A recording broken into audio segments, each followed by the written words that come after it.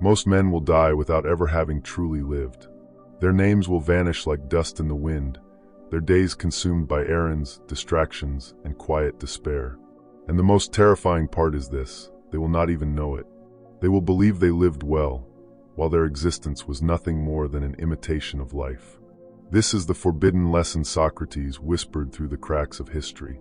A truth so uncomfortable that even now, more than 2,000 years later, society does everything in its power to silence it.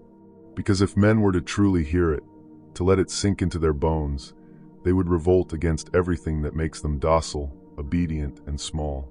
Socrates saw men filling the marketplaces, boasting of their trades, chasing wealth, chasing women, chasing influence. Yet when he looked deeper, he found only hollowness. He believed most men waste their lives not because they are weak, but because they are afraid to confront the one question that matters. What is the purpose of your existence? Ask that question, and suddenly the money, the pleasures, the reputation, they all crumble. Most men avoid it at any cost. They drown themselves in work, in comfort, in fleeting pleasures, so they never have to face the abyss staring back at them. But Socrates did not turn away. He demanded that men look. He insisted that to live without examining your life is not living at all. It is existing.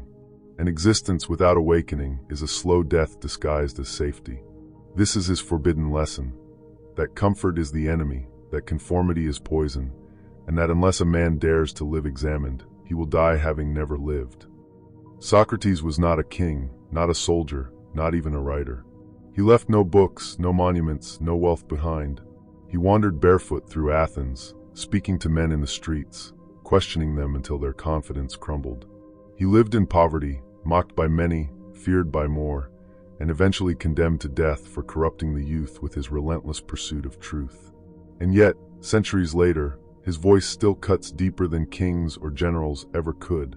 Why? Because Socrates discovered the rot at the core of human life, the reason most men live wasted lives.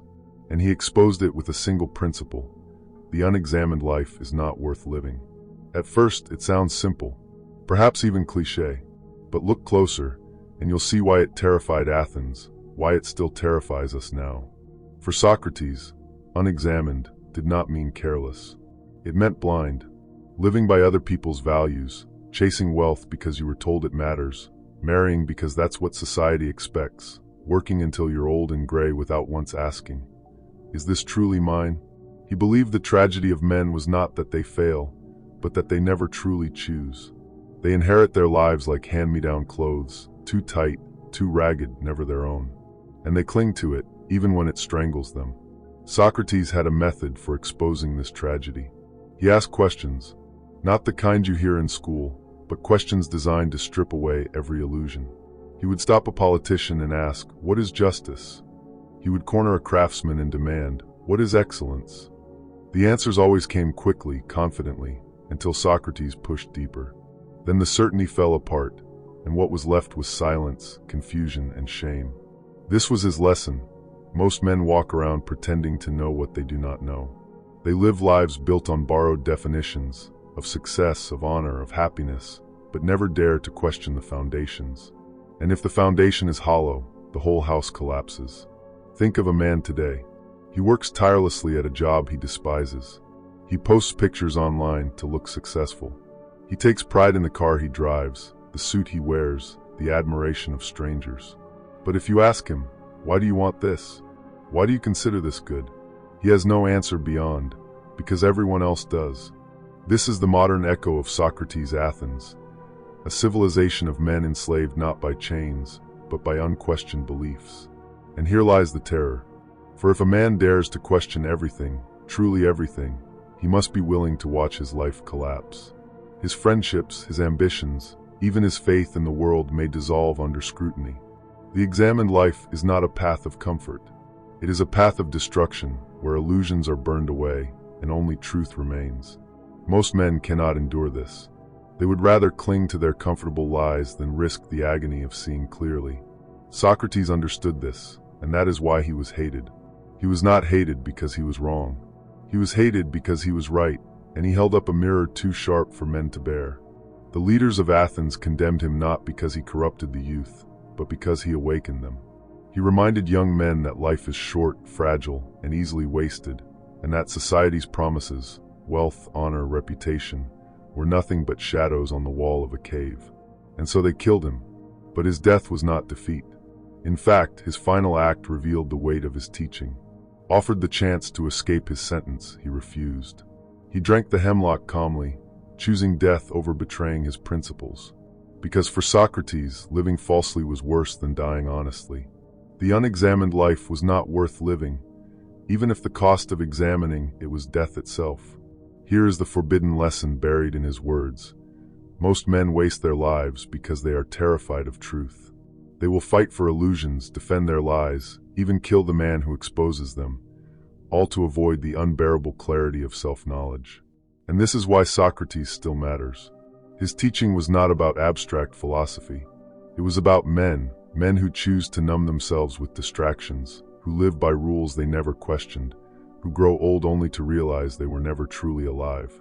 He forces us to confront the one truth that can either break us or free us, that unless you examine yourself, unless you choose your own values, unless you strip away the borrowed masks, you are not living. You are wasting the one life you will ever have. If Socrates walked through our cities today, he would see the same tragedy he saw in Athens, only amplified. Men everywhere, surrounded by noise, lights, and endless choices, yet empty at the core. Men scrolling through screens, chasing pleasures that vanish as soon as they arrive. Men so busy with their lives that they never stop to ask if their lives are even worth living. The unexamined life has simply taken new disguises. Instead of the Athenian marketplace, we have the digital marketplace. Instead of chasing honor in the assembly, men chase likes and validation online. Instead of philosophers asking uncomfortable questions, we have algorithms feeding us answers, so we never have to think. The result is the same. Most men drift through existence, unaware that their life is being quietly stolen from them. And nowhere is this theft more obvious than in relationships.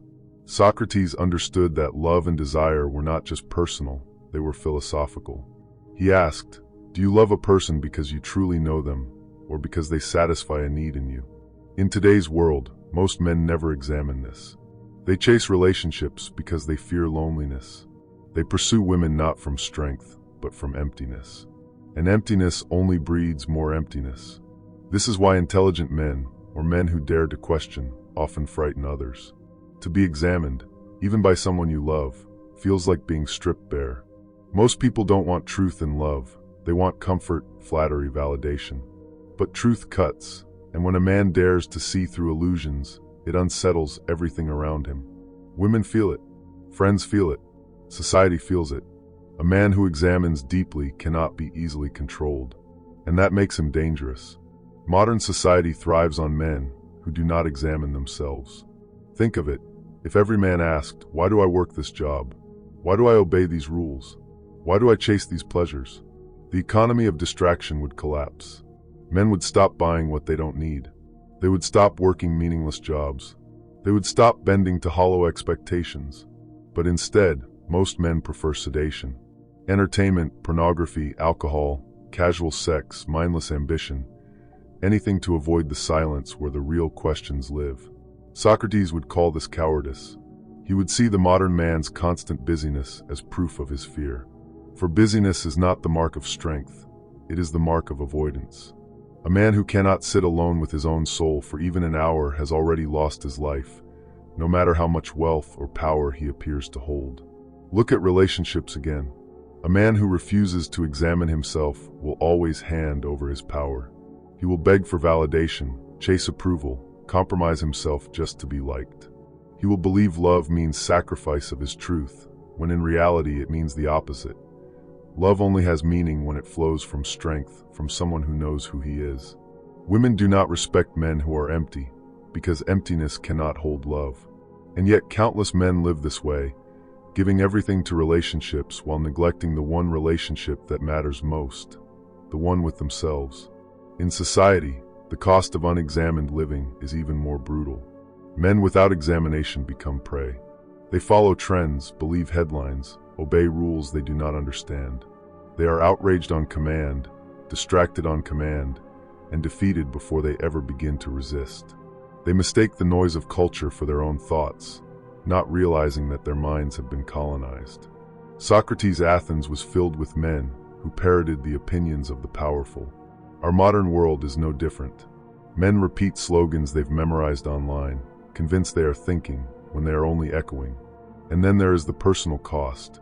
The man who refuses examination wakes one day in middle age and realizes he is a stranger to himself.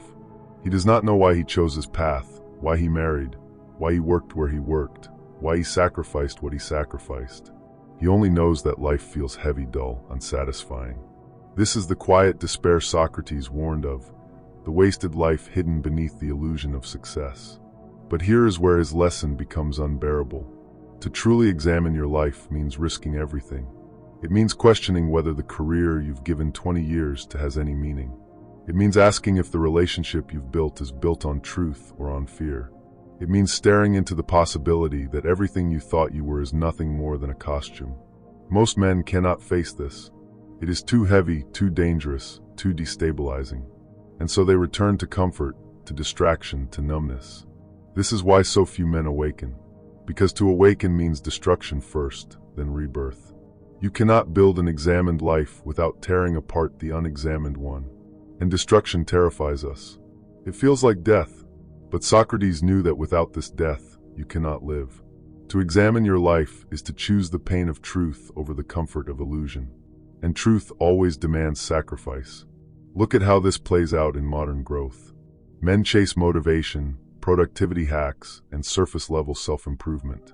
They read books and watch videos, searching for quick answers. But Socrates would laugh at this, for he knew that true growth does not come from adding more, but from stripping away illusions. The examined life is not about doing more. It is about seeing clearly, seeing where you lie to yourself, seeing where you betray yourself, seeing where you've accepted chains that never belonged to you. And here is the most cutting application of all. Men waste their lives not because they are evil, not because they lack talent, but because they refuse to suffer the pain of looking inward. The tragedy is not laziness, but blindness. A man may work tirelessly, sacrifice everything, and still waste his life, if he never examines whether his sacrifices were worth anything at all. This is Socrates' lesson for our world. You are surrounded by men who are alive only in body, but dead in spirit.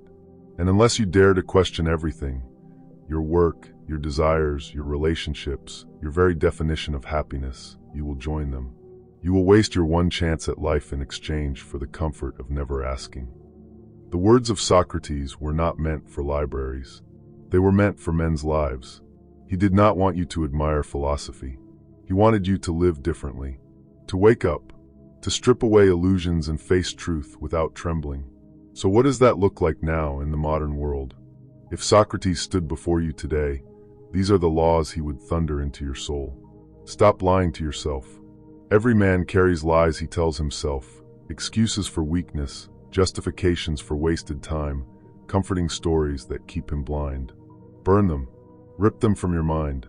If you want a life worth living, you must be merciless with your own deception.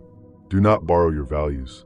Most men live by second-hand beliefs, chasing money because others chase it, pursuing relationships because others expect it, defining success by someone else's measure. This is slavery in disguise. Define your own values, or you will die living another man's dream. Choose silence over noise. A man who cannot sit in silence cannot know himself. Noise is the drug of the unexamined life. Turn off the distractions, sit in the raw discomfort of your own thoughts, and dare to face what emerges. This is where truth begins. Never beg for respect. Respect is never given freely. It is seized through strength, through clarity, through authenticity. Begging for respect makes you weaker. Embodying strength makes respect inevitable. Socrates never begged for honor. He lived so fiercely in truth that even his enemies remembered his name. Stop fearing loss. Examination will strip you. It may cost you friendships, relationships, careers, illusions. Let them go. Better to lose lies than to live enslaved by them. The man who clings to falsehoods has already lost his soul. Do not confuse activity with life. Busyness is the greatest modern illusion. You can work endlessly, run errands, chase goals, and still waste your life. Life is not activity. Life is awareness. Examine before you act, or your actions will carry you to ruin. Face your death. Socrates drank poison rather than betray truth. He showed that death is not the enemy, living falsely is. Every man must face his death, not as a distant idea, but as a present fact. Only then will you stop wasting time and start living with urgency. Do not chase love, embody truth. Relationships collapse when built on lies. Do not contort yourself for affection. Do not chase validation. Stand in truth, and love that is real will gravitate toward you. Love without truth is not love, it is need, and need always rots into resentment. Seek discomfort. The examined life is not soft, not gentle, not easy.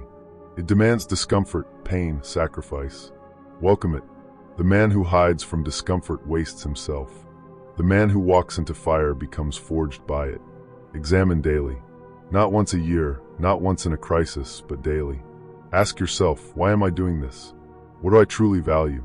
Where am I lying to myself? These questions are not luxuries, they are survival. Without them, your life will not be your own. Understand this, these are not suggestions. They are warnings.